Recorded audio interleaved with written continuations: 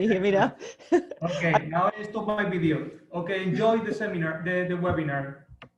Okay, hi everybody. Thank you for coming, and I'm really happy to present what I think is a pretty cool project that we have going. We're going to do this as a little bit of a tag team between several presenters.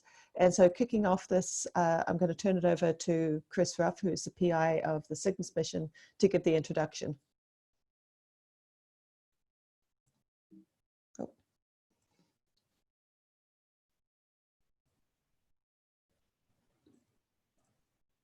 Chris, are you on?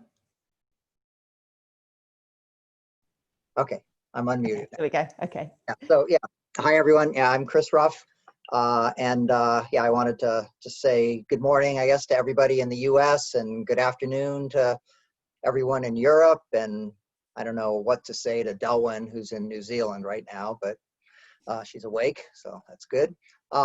Yeah, so I'm going to start by giving you a quick overview of the CYGNSS mission, just one slide, and then a little bit about an instrument incubator program technology development effort that's been funded by NASA for the last 3.5 years or so to develop a next generation version of the GNSS-R payload on CYGNSS.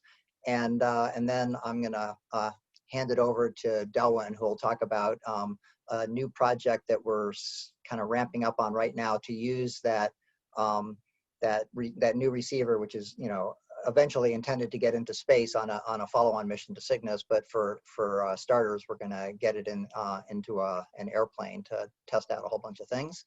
And then after that,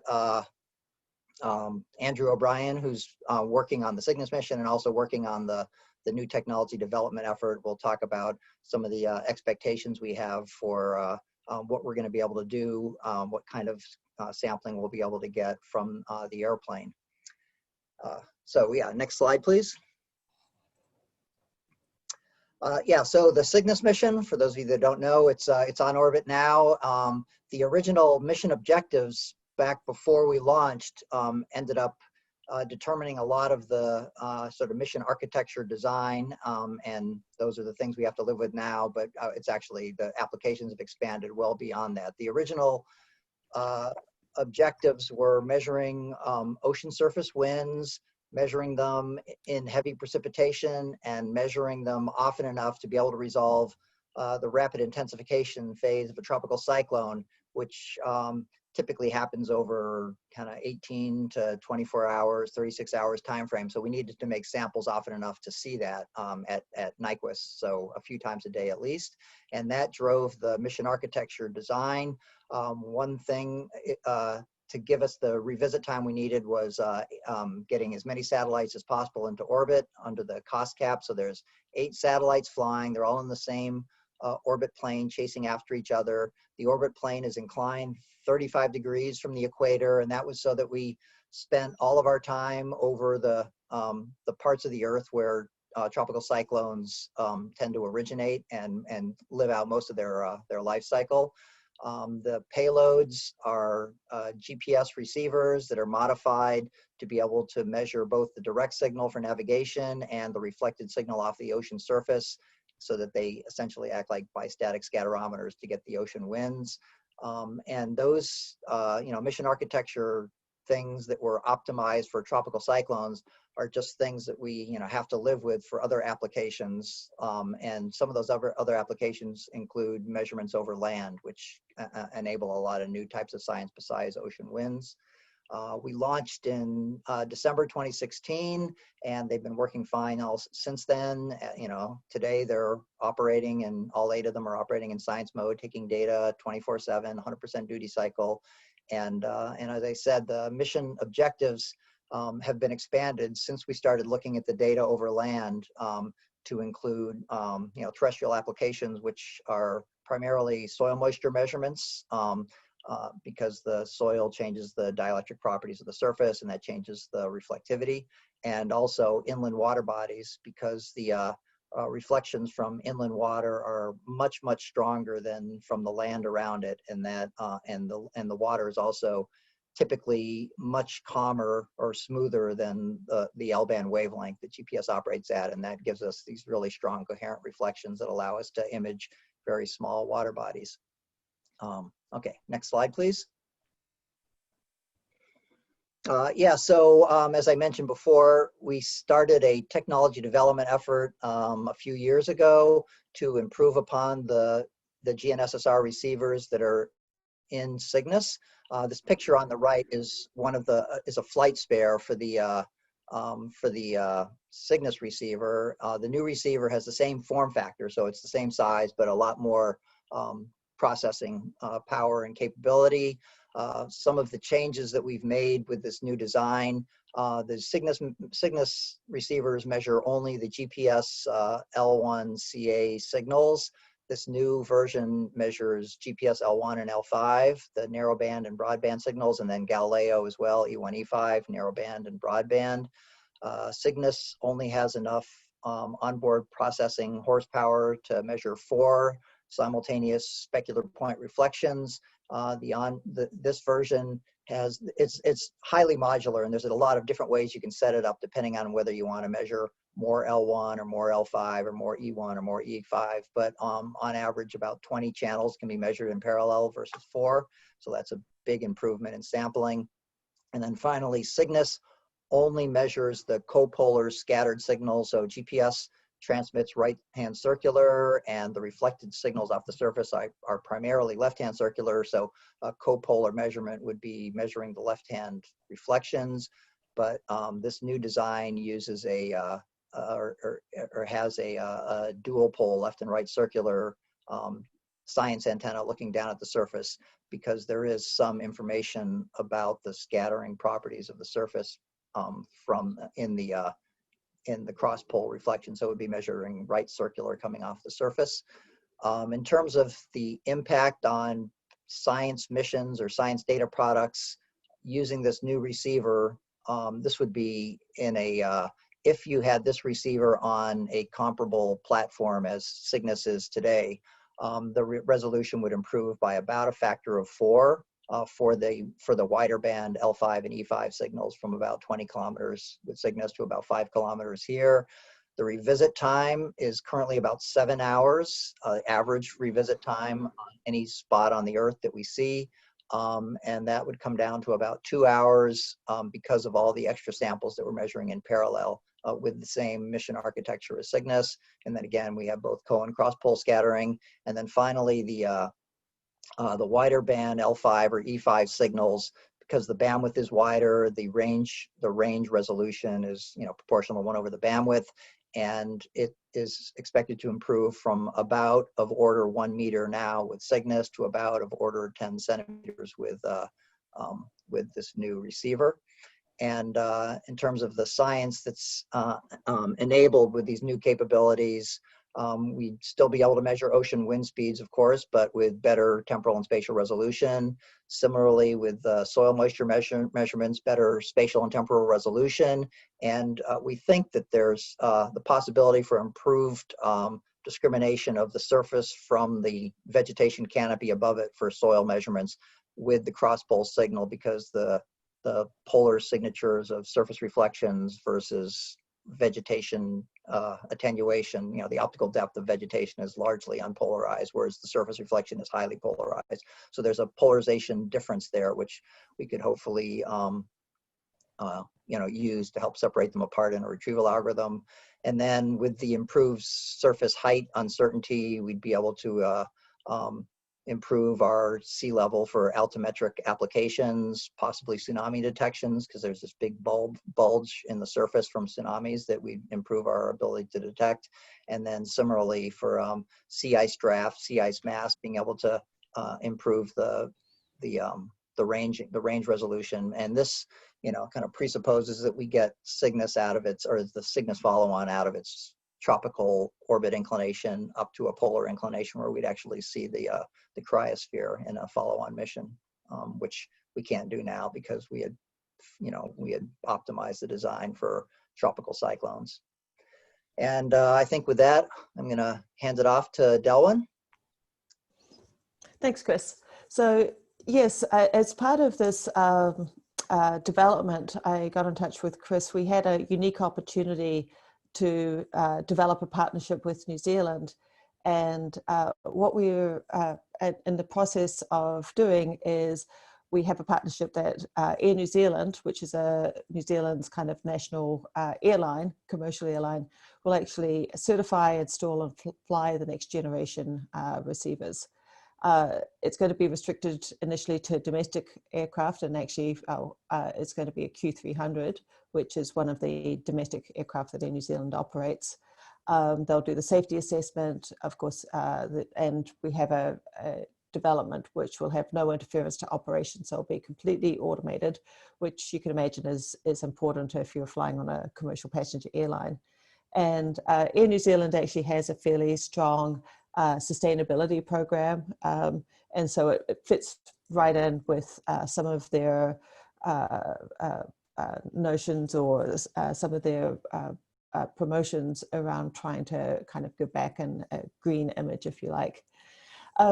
NASA is supporting the customization of the hardware for basically being compatible with this automated operation and the different geometries that we'll be able to sample as a result of being at airborne altitudes.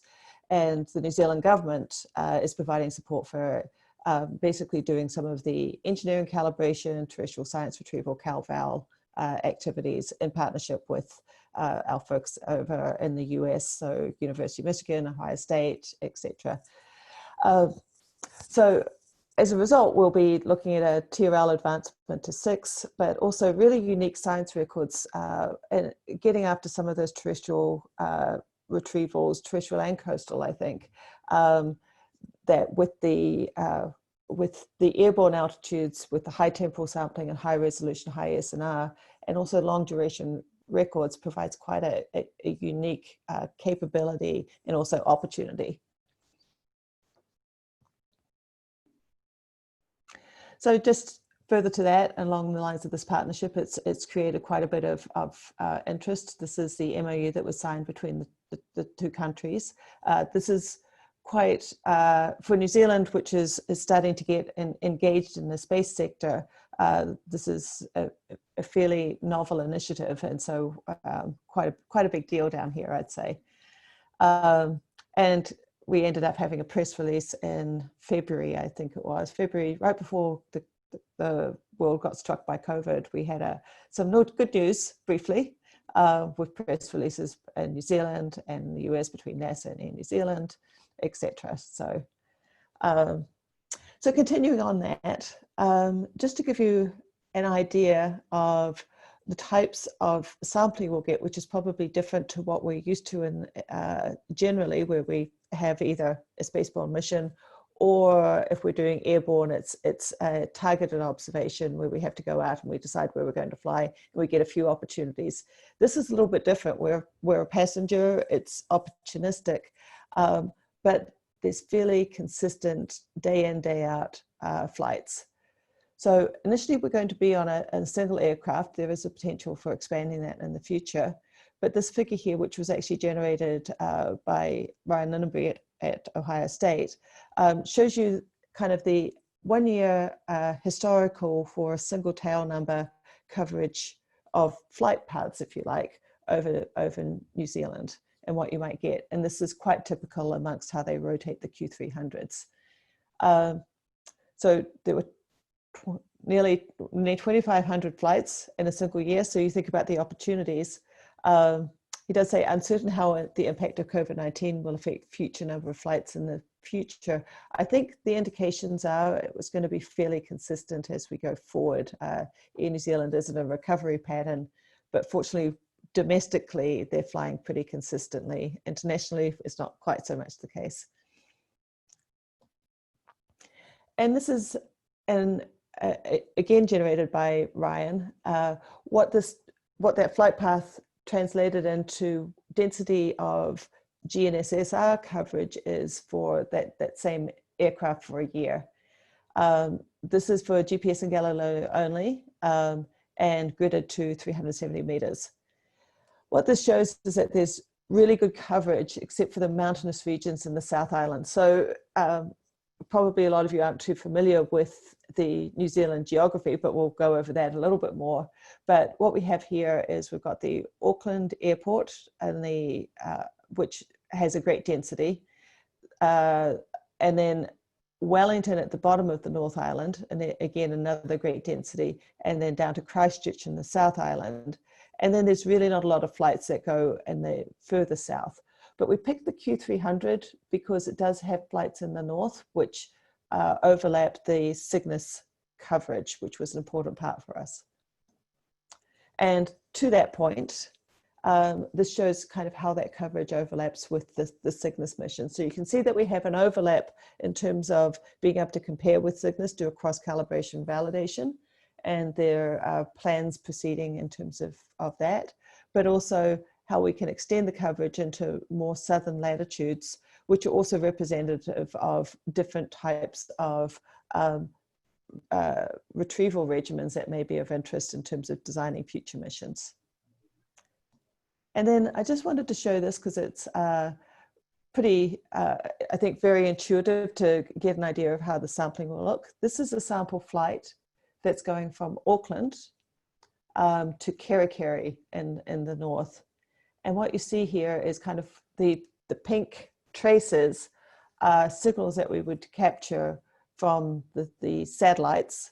And because we've got a very wide field of view, you'll see some that are actually coming out quite a ways from actually the path of the aircraft. So we'll get a lot of scattering, broad field of view of the scattering, which will be interesting for analyses. You can see zoom-ins over, and medium zoom in, and then a very high res zoom in the lower left. And it gives you an idea again of because it's over this Google map, of the types of variety of land cover that we'll be going over. There'll be wetlands, forested regions, agricultural regions, inland water bodies, etc.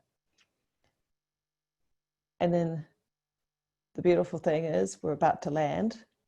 And once we land, we'd automatically telemeter this data back to a receiving station at the University of Auckland. And then what happens is is it the same one? Yes, I think so. And then the wonderful thing about it is we land and then we turn around and we come back and we get the same. So we get this fast temporal sampling, but we'll also get this long-term temporal sampling both seasonally and interannually, because these aircraft fly for many, many years.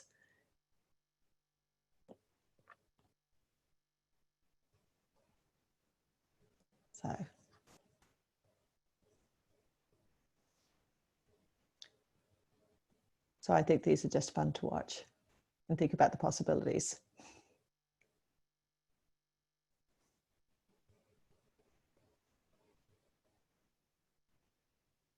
And then this is just an example of, we chose this one because this is overlapping area with Cygnus, but again, you get a lot of flights further south over, again, more varied types of land covers, etc. And there we go, and to Auckland. So I'm going to turn it over now to Andrew O'Brien at Ohio State University, who's we're working with. All right, thanks, Delwyn. Can you hear me? Yes. All right, good. All right, so as Delwyn showed, we're going to get a great percentage of land measurements. And so part of our analysis was to try to understand the different types of land covers that we'll be able to observe with the instrument. And so what we did was we took the land cover database version 4.1 and a sort of plot of that over New Zealand is shown here. The land cover types, there's 33 types in this data set, which was a bit excessive. So we grouped them into 8 primary types. And as you can see, the grasslands and forest in the light green and dark green in the map are the dominant areas, although there's a number of agricultural and crop areas in the South Island. There's a number of large inland water bodies. There's artificial areas in cities and so on and so forth. And so we wanted to quantify, what percentage of these different land cover types will we observe. And if we go to the next slide, we're showing a pie chart that shows the relative amounts of GNSS-R measurements. So this is, a single aircraft, our experimental aircraft, say, for the first year. What will it observe? And the dark gray is showing ocean and coastal areas. So we see that's about 1/3 of our measurements are over ocean, and the other 2/3 are over land. And we see that that's dominated by two particular land types, forest and grasslands. But we do see quite a bit of other areas. For instance, about 5% are over inland water, and 10% say are over urban and city areas and so forth. So this gives us a little feeling for what our measurements are going to contain. And in the next few slides, we went through and we made some maps of New Zealand, where in red we're indicating the particular type of land cover that we're observing with the instrument. So it's sort of a combination of the land cover map as well as the measurement coverage map that Delwyn showed. And so this slide is showing at first the barely vegetated areas, which tend to be at the tops of mountains, and the city areas. But if we go to the next slide, it's a little more interesting. There's here we're showing the coastal and ocean areas. And so you can see, even though the aircraft, just stay in straight lines between the different airports, because of their altitude, we do see quite a large swath of measurements. And so we get plenty of coastal and ocean measurements. The plot on the right is showing our inland water bodies. It doesn't show a large amount, but we actually hit many of the large water bodies in the North Island and a portion of the South Island. And so that'll be very interesting, given the next generation's instrument ability to do new types of processing over surface water. We expect to get some very good measurements there. And then this final slide is showing the forest and shrub areas. And you can see, as we showed, about 25% of our measurements will be over forest areas, and we get some very good coverage there. What these plots don't show is that there'll also be the sort of seasonal changes we'll be able to observe. There'll be snow and there'll be ice and so on in certain portions that we also expect to measure with the instrument. Should be very interesting. All right. So I think the next slide is our final slide. So the timeline moving forward, in January and February of next year, the Cygnus Land Cal-Val team will be establishing sites in the Northern Island. Also next year, we'll begin integration of the first next generation instrument with the aircraft. That was actually scheduled to take place in the next few months, but of course, due to COVID and various complications, it's been pushed back to next year. But by the middle of next year, we'll start collecting data. So it's going to be a real system, and so it's going to be very exciting. The initial focus will be soil moisture, inland surface water, and inundation. There is a Ph.D. and postdoc support available at the University of Auckland. So please, if anyone is listening that is interested in doing doctoral work using the measurements from this system, please contact Delwyn or click on that link for more information. The instrument's going to be supported by a lot of work in New Zealand, ground campaigns, the installation of instrumentation using existing instrumentation sites. These sites will overlap with Cygnus so that we can see and cross calibrate and validate the instruments there, but also extending the sites to the Southern Island for other measurements. And basically, in summarizing this, the coverage that Delwyn showed is pretty impressive. So that was for a single aircraft, but because that aircraft goes to a variety of different airports, we get great coverage over both the Northern and Southern Islands. Exciting amount of different information available from GNSS-R. And while people in the past have installed GNSS-R instruments on aircraft, it's typically only done for a very short period of time for short experiments. And this is the first time it's going to be permanently installed on an aircraft, and a commercial regional aircraft at that. And so, that to us is a very novel and exciting concept that has never been done before. It's going to produce a lot of data and a lot of new science. And combining this with the next generation instruments capabilities, we'll be able to do a lot more exciting things. So I'll just end with that and turn it over to you, Delwyn. Okay. Yeah, thanks. That was a great summary. So thanks, Andrew. Thank you, Chris. And Jose, are there any questions? Hello.